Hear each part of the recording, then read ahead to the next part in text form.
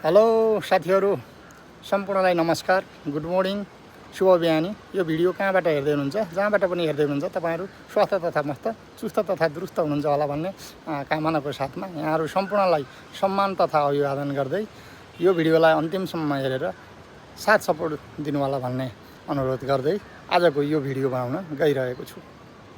यो भिडियो शुक्लगण्डकी नगरपालिका वडा नम्बर 4 को दुलेगौँडा बजारबाट बिहानको 9:45 को समयमा लिएको भिडियो हो। आज यो भिडियो लिनको मुख्य कारण हिजो लगभग 4 बजेबाट बिस्तारै सुरु भएर रातभरि भारी मात्रामा वर्षा भएर अझसम्म पनि यी वर्षा भइरहेको अवस्था छ। अहिले तपाईँले यो भिडियोमा पनि देख्न सक्नुहुन्छ केही बुँदाबाँदीहरू परिरहेको अवस्था छ भने अहिले म यो पोखरातिरको दृश्य देखाइरहेको छु। ल्याएर बिस्तारै यो यस्तो डाँडा काँडा लगाएर बिल्कुल उयोले ढाकिएको, अझै पनि भर्खरै यो मौसमले तपाईँको छोड्नेवाला छैन, अझै पानी आउनेवाला छ।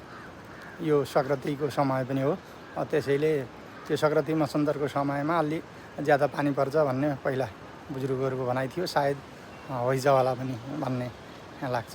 ल हेर्नुहोस् चारैतिर यसरी डाँडा काँडा म बिस्तारै देखाउँदैछु यहाँहरूलाई।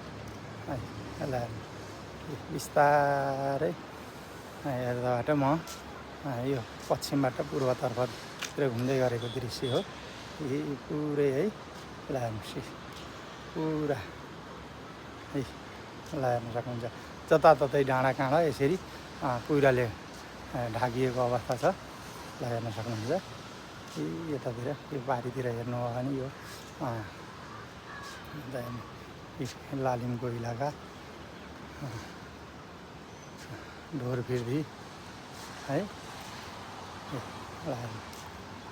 यतातिर त्यो हुँदै म फेरि जहाँबाट सुरु गरेको थिएँ त्यहीँ नै पुग्छु है। ल हेर्नु म घुम्दै है एक्लै डाँडाबाट फेरि म उही इलाका अर्थात् पोखरा इलाकामै पुगेँ। ल हेर्न सक्नुहुन्छ है, यस प्रकार मौसम बिल्कुलै भर्खरै पानीले छोडिहाल्ला जस्तो छैन।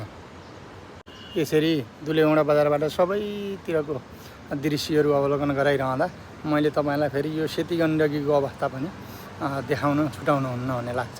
अब पुरै अलि नजिक त छैन, यहाँबाट हावाको रस्ता 200-300 मिटर टाढा भएको हुनाले मैले केही जुम गरेर हजुरहरूलाई देखाउने कोसिस गर्छु। ल हेर्नुहोस् फेरि पारीतिर रोपो हरियो, धानको रोपो हरियो भइसकेको अवस्था छ भने यो अहिले हेर्नुहोस् सेती गण्डकी